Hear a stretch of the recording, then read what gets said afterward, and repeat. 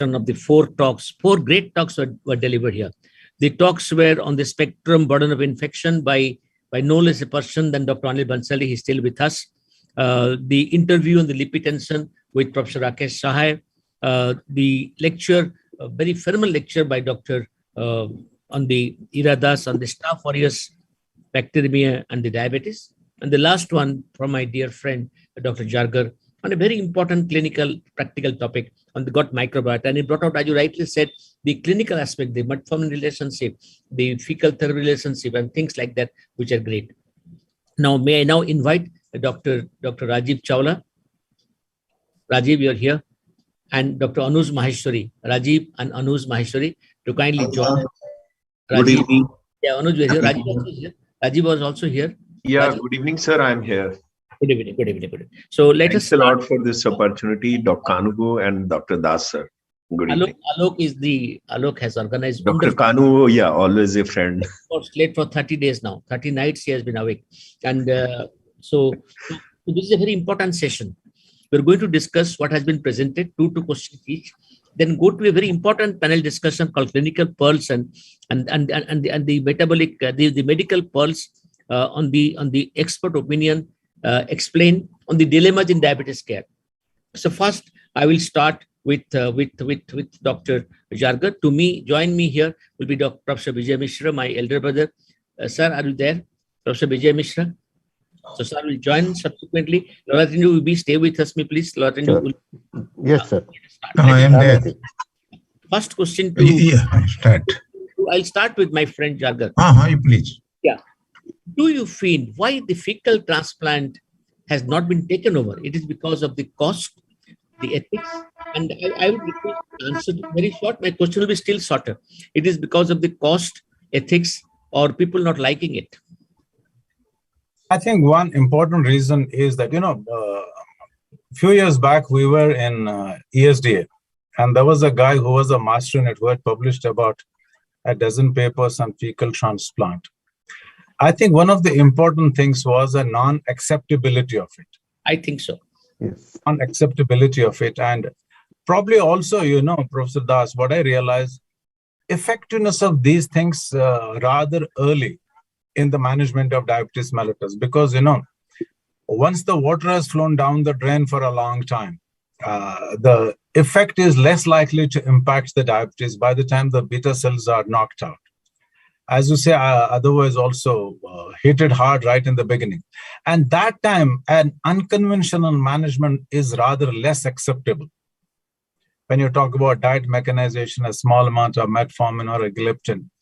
But I'm sure that if a few randomized trials are massive, as I said, trials are limited to a few patients only. If they were on a bigger chunk of people and were well advertised, probably it would be accepted. But more importantly, I think, what is happening in the contemporary world, a product is as good as it is salesmanship of the guy. The person, and as you see, I'll tell you, we talk about so many benefits of metformin. But many times, we will not be listening to how it impacts SGLT2 receptors, how it impacts the GLP-1. Because now nobody has the ownership of the molecule. Nobody directly gets benefited by it. And if it was instead of a newer molecule, a newer GLP-1 receptor agonist, a newer designer insulin, we'll be talking about it all over the place, ad libitum. And probably more and more people will start propounding it and accepting it. Good. I think beautiful answer.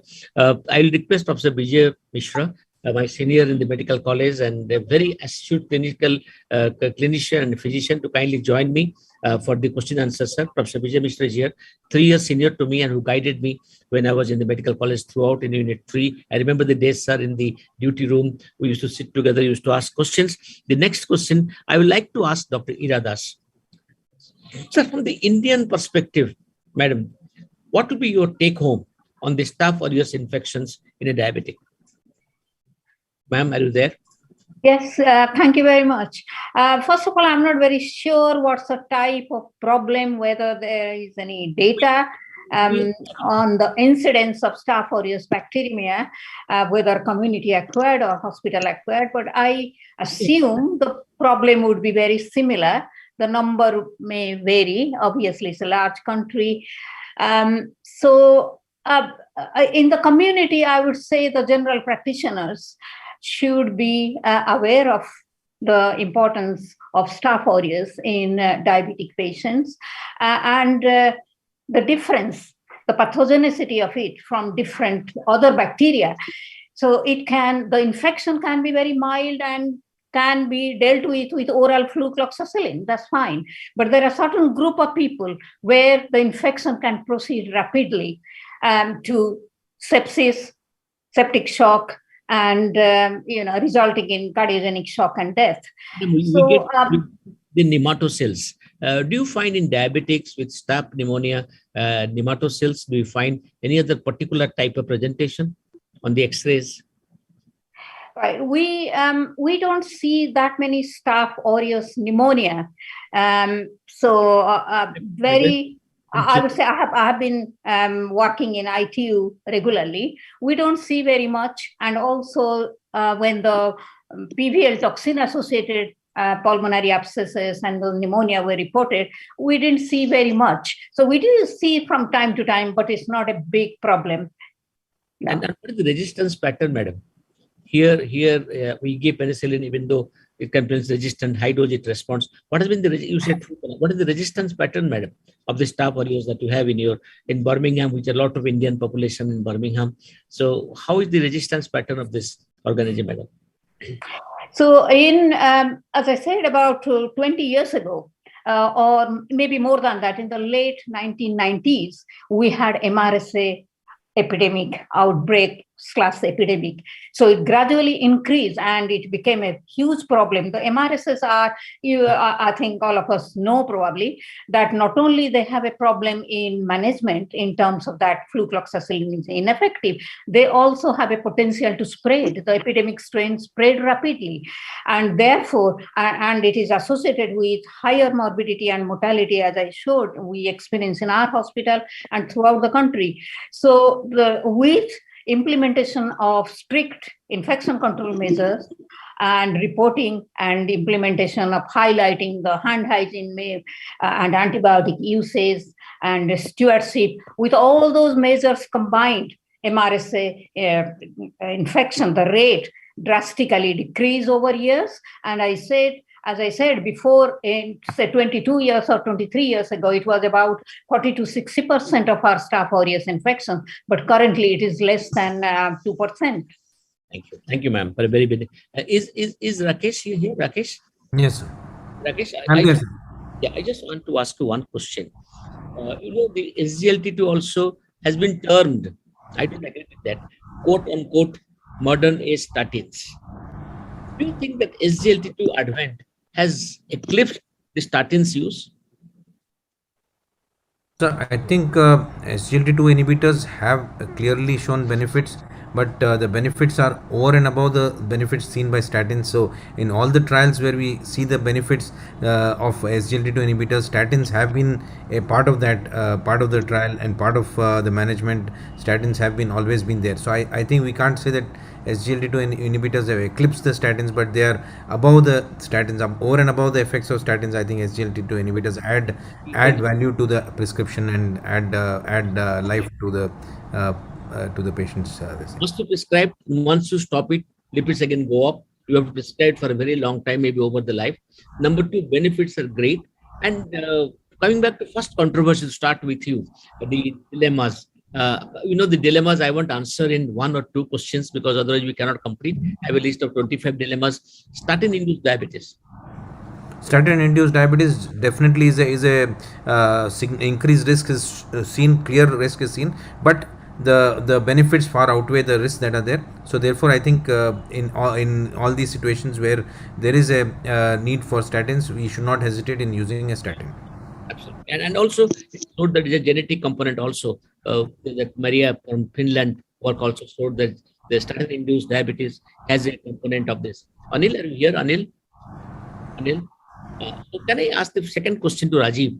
Rajiv, the diagnostic criteria by ADA and WHO differs. ADA fasting is 100, WHO fasting 110. So what is this dilemma, Rajiv? I think this, although it has been sorted out now that we know a normal fasting is 100 milligram, although WHO still insists is 110 milligram. And in fact, now there is a lot of epidemiological studies getting published that cutoff for getting a CAD in presence of IGT may be close to 99, and maybe diabetic retinopathy may even appear at a fasting less than 99, close to 97. So I think this has been by and large sorted out, whether we talk about ADA, ACE guideline, NICE, IDF, or our own RSSDI, Endocrine Society of India, currently published guideline 2020, where we said that a normal fasting is 99 milligram. Anything more than 100 milligram needs to be looked upon as impaired fasting, and more than 140 as IGT. But one thing in continuation of that, I'll say that it is always a clinical dilemma. These days, we talk about an HbA1c also as a diagnostic criteria, that 5.7 to 6.4 is pre-diabetes, 6.4 to 6.5 onwards is a clear diabetes. But I think with huge amount of variations in HbA1c, non-standard assays which are available, and hemoglobinopathies and iron deficiency anemias, I think it should be viewed upon as a continuum. It should not be that an HbA1c of 6.5 you must treat, and 6.4 with multiple risk factors which you can identify, still may you leave it untreated because it is only IGT. It has to be a continuum which should be viewed upon in diabetes, not a cutoff line, sir. Adib, your message is great. As a clinician, I do not see a number as a cutoff, and it is a continuum, and I do it according to my intelligence. Profile of the patient. Yeah. Then adding number. I want to ask a very philosophical question to Dr. Jargar first. Then I'll come back to Anuj. Professor Jargar, is diabetes a disease or a syndrome? With a prevalence of 25%, 20% in Kerala, 25% in the parts of the country. It's a disease or a syndrome? If you look at the epidemiology of this, particularly for the last 2 decades, I think, and Rajiv was just now talking about 99 and 100 dilemma. You were talking about the dilemma of 100 and 110. Rajiv, if you look at ERC study that was published about a decade back in New England Journal of Medicine, right from a hemoglobin A1C of 5.7, and this blood sugar started going up, and coronary artery disease started going up. Forget about what is happening to retinopathy. Exactly. It is actually less than 99, Yeah. So the point is that this whole thing, whether it is dysglycemia that we're talking about, or what blood pressures that Professor Das was talking about, which will be a reflection of what is happening to your vascular system, vasculopathy, endothelium, hardening and aging of the vasculature, or what lipid values so elegantly Rakesh talked about, less than 100, less than 70, less than 55. Now, Rakesh, data also coming about, getting maximum benefit with people with recurrent cardiovascular events at 20 without having a side effect. So the point is, you cannot pinpoint it as a disease. Now, I'll tell you, I'll explain it in one single sentence. All of us for the last 2-3 decades have been seeing so many people with quote unquote polycystic ovarian syndrome, right? Now, these girls at 15, 16, I see this TG of 250, 300, at 18 having 400. And I marked many these girls, who are on my follow. Then suddenly, you go from 15 to 18, your HDL starts dropping out. The girl. And this thing goes again, you make a 21, see, LDL starts going up. And then suddenly you look at, get a insulin level is done. Look at postprandial insulin. You'll find out significant hyperinsulinemia. I'm saying like the diabetes will come. Rajesh was 110 will come a decade later. But this is already there for a good part of a decade and a half. And it's not some theoretical thing. We see it every day. So the point is, it is a continuum. The sooner we become aware of it. Professor Das, as I was just now telling you, when you talked about this this thing. See, human beings need to get convinced of two things. One, that as you age, the system is also age. The sooner we get better understanding of the aberrations of these systems, the better control we will have on them, the longer this good health will last. It will not last a sine eye, but longer it would last. Earlier we intervene, better are going to be the results. Absolutely. Who is speaking, sir? Why I asked this question? That I was sitting in Bangalore next to our Honorable President of India, Professor Abdul Kalam. It was a CDIC program. He asked me, Professor Dash, is diabetes a disease or a syndrome? I just went back for some time. Then he said, it cannot be a disease. When 1/4 of the population we are saying are suffering from it, it's a syndrome. We must take it. It is beautiful. Now, Anuj, I'll come back to you. I will request Shruti to make Professor Vijay Mishra bigger and bring him to the main forum here, somewhere here. Professor Vijay Mishra, with the other moderator for this session. He's here. He is very much here. Yeah, no, not you, Professor Vijay Mishra. Yes, Vijay Mishra sir also here. I can see him. Stamp mode. He has to be made bigger. So now I just wanted to ask you, Anuj, very philosophical question. Do you think pre-diabetes level is good, or by calling somebody pre-diabetic, we're giving a disease level? Yes, very right question, sir. And now I would like to say in the perspective what Dr. Rajiv Chawla said as well as Dr. Jargar said, in the same continuum, I would like to say this. We should stop looking over the diabetes as a dysglycemia simply. Actually, now we should start looking over it as in the perspective of the insulin resistant. Now we have got a lot of medications which are not really causing the hypoglycemia. When we were having the medications which were keeping the risk of getting in hypoglycemia, obviously this cutoff was very much required and it was having its own value.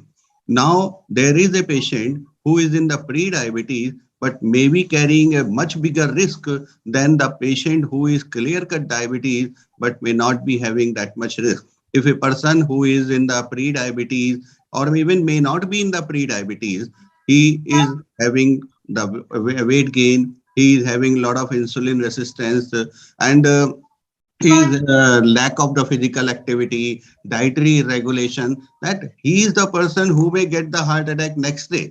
Instead of a controlled, a disciplined diabetic patient who is keeping his blood sugar not necessary to go in this whether it is 99 or 100 or it is 110 or 6.4 or 6.5. If he is doing good, then he may be kept away from the cardiovascular risk.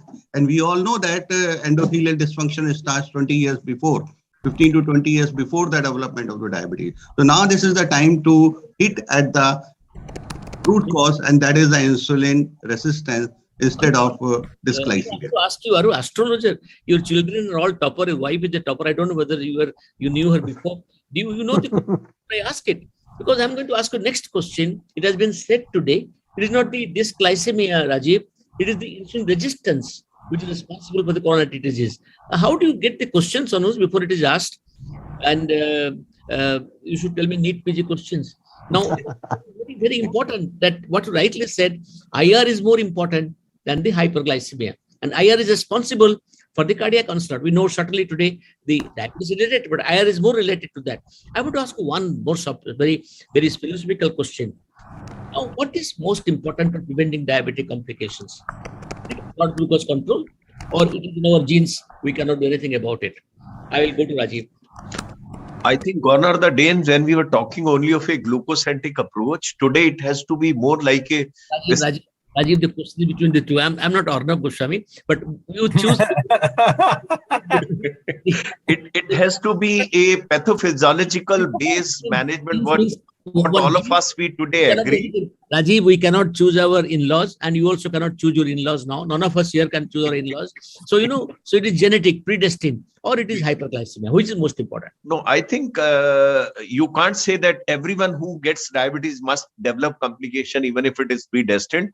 Still, it is a glycemic control which goes a long way, at least in regression of microangiopathy. Well, macrovascular complication, we are still not very sure that getting a good glycemic control will reduce macrovascular endpoints, but follow-up of most of the studies, whether you talk about UKPDS or DCCT follow-up and many other more epidemiological data has shown that if we address steno model, what Dr. Sahai very rightly said in his interview, if you have a multifactorial approach toward cardiovascular risk reduction, definitely, even if we are having bond with a particular type of gene which predisposes to a complication, as long as we are able to get a good glycemic control without inducing hypoglycemia, and we are addressing multiple risk factors, we can definitely reduce both micro and macroacid complications.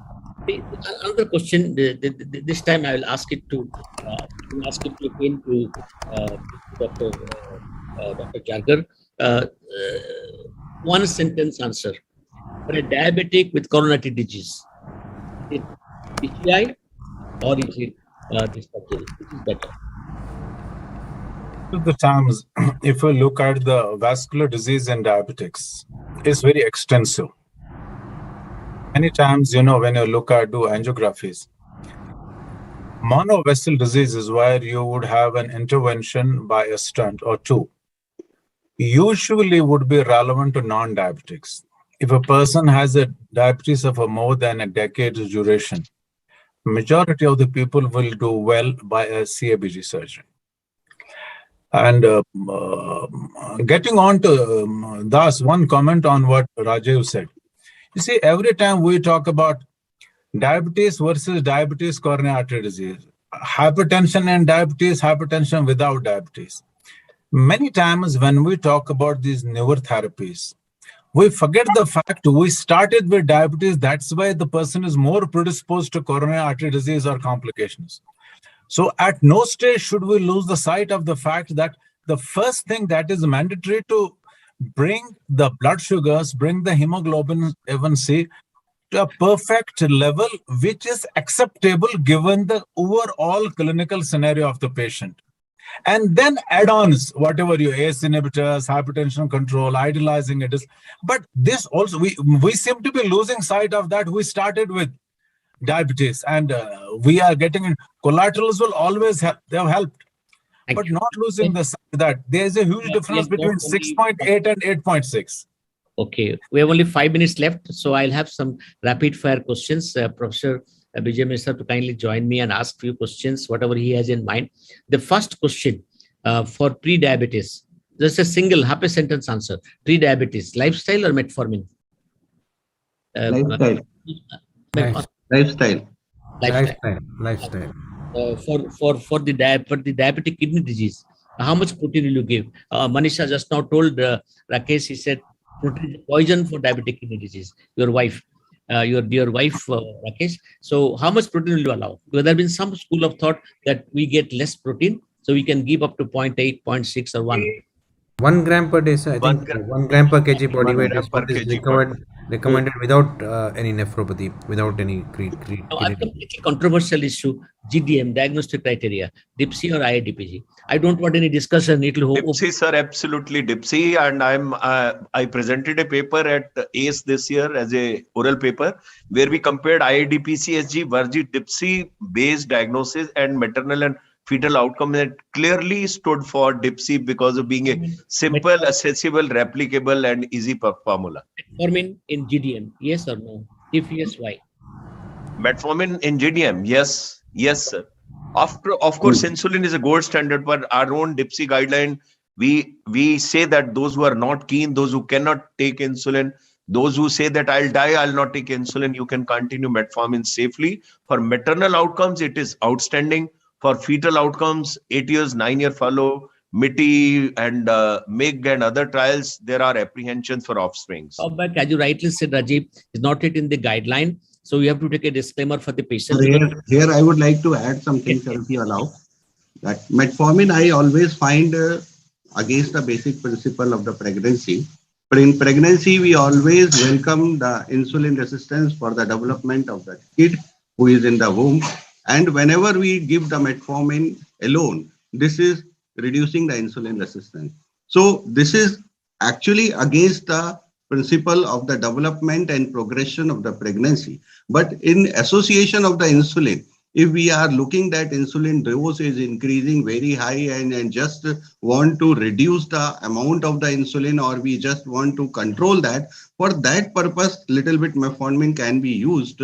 But otherwise, I find it always against the pathophysiology of the, in fact, not pathophysiology, physiology of the pregnancy. Anu's wife is the famous dermatologist of the country, so it is not influenced by her. But I knew that Anuj will object to this. He's the governor of the SCP, so he has to request the criteria that is used. I get your point. But I think DIPSI and our own Ministry of Health guideline, they agree that you may use metformin.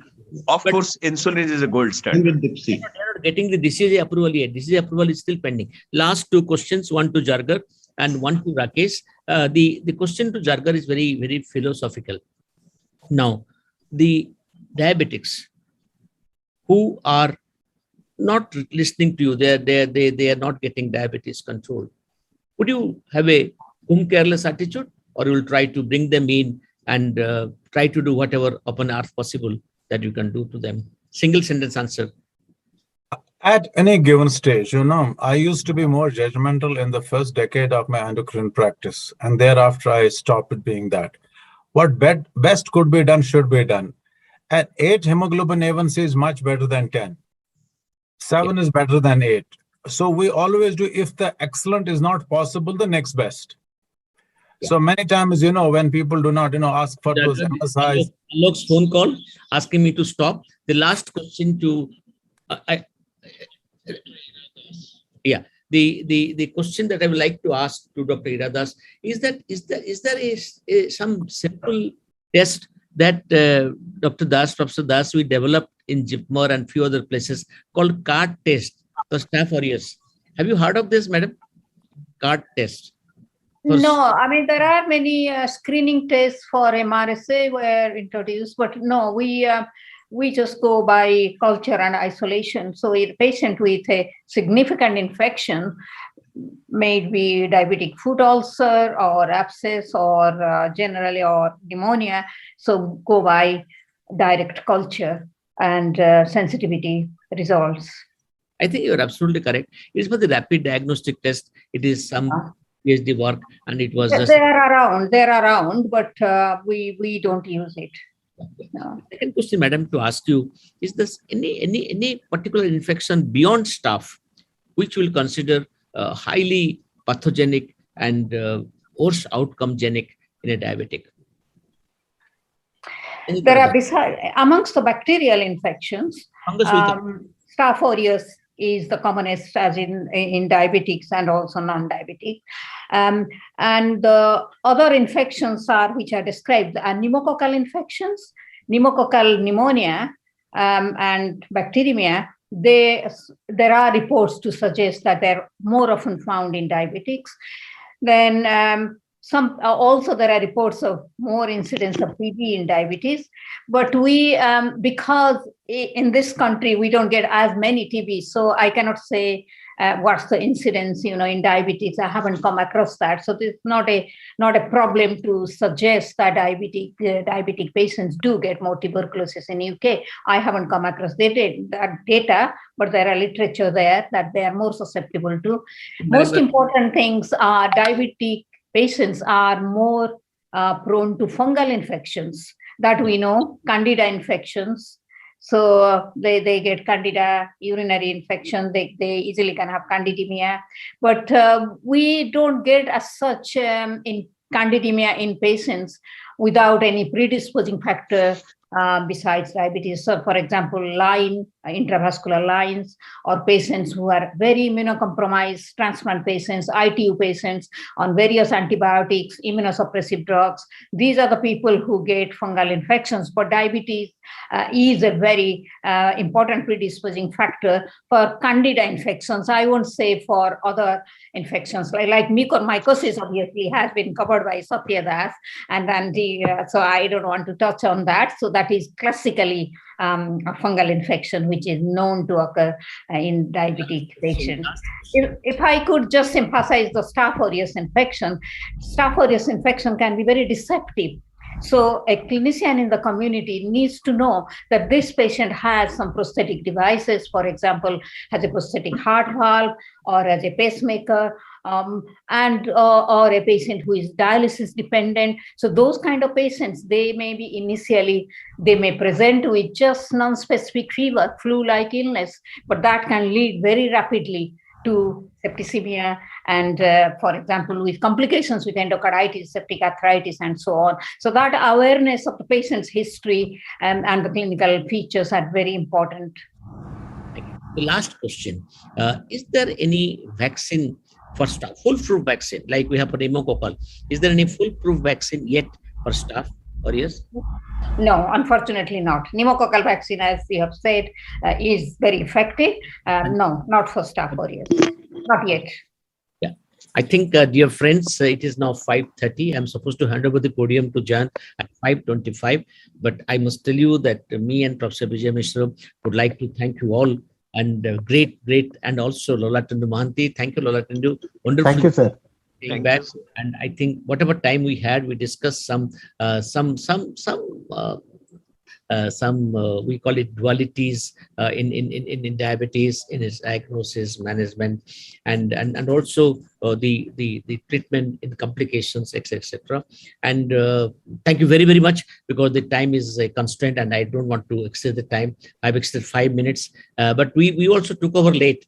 So Alok, how much time we have, or shall I close it now? Alok? Yes. Alok. I think last question You are muted. Dr. Alok, you are muted. 3 minutes. How much? 3 minutes? Yeah. I just want to know, only single sentence answer, the white rice versus the non-white rice, preventing diabetes. Yes. Can I ask first to Lola Tundu Mahanti, which rice will prevent diabetes? If at all it will. Certainly not to prevent. The white rice is not the preferred one, as I would say. It's not the preferred one. In non-veg, would you prefer fish, or would you prefer either the white meat or red meat? Let me ask this question to Dr. Jargar. Jargar doesn't take fish, yeah. Jargar. We prefer all the three. We do not discriminate between the people and pigs. Which is better? First fish, then in Orissa, we take a lot of fish, and we think this fish protects our heart because of this omega-3 fatty acids. Fish obviously would be preferred than they do not get heart attack. White meat and last red meat. But one thing about the fish problem, we over fry it most of the times, many parts of the country. So a lot of oil is consumed in preparing it, and that tendency needs to be curtailed. But otherwise, fish should be preferred. A piece of chicken once in a while should be okay. Good answer. Last question. The last question is a very important question to ask. Is that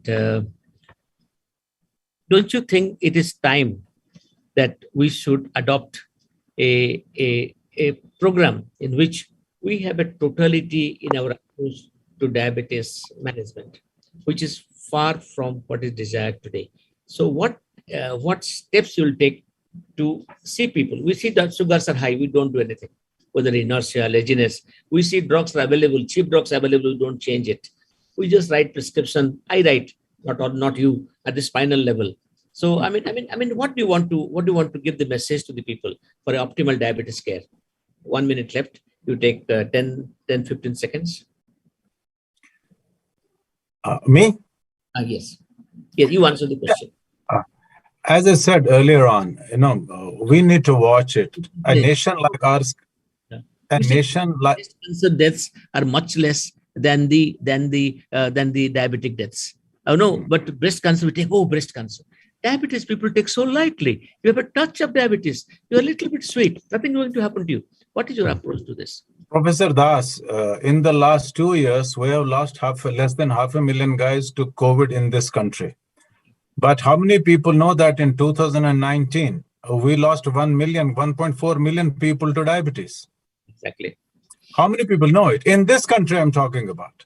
Yeah. So the amount of money we have to spend on their diabetes, the amount of money we have to spend. And that's what we tried for a long time to put across to the policy planners and politicians of this country.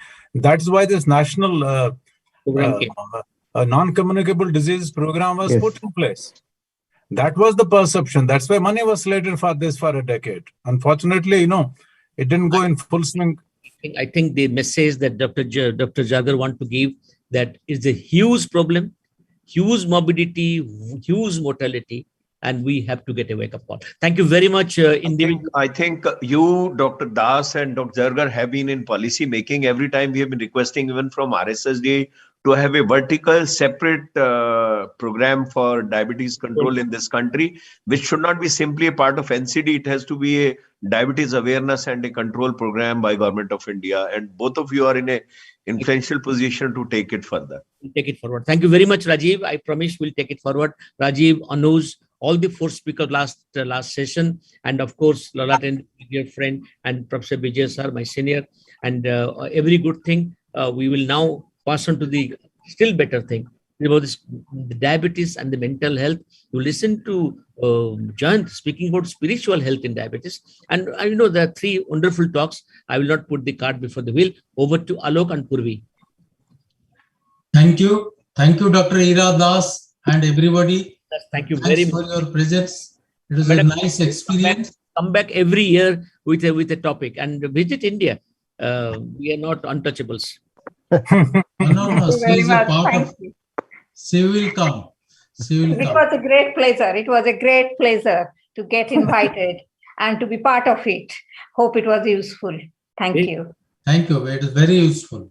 Well, thank you, Anuj. Thank you, Rajiv. Thank you, and Dr. Bhai Saab, Abdul Bhai, and Ashok sir, and Lala Chandu.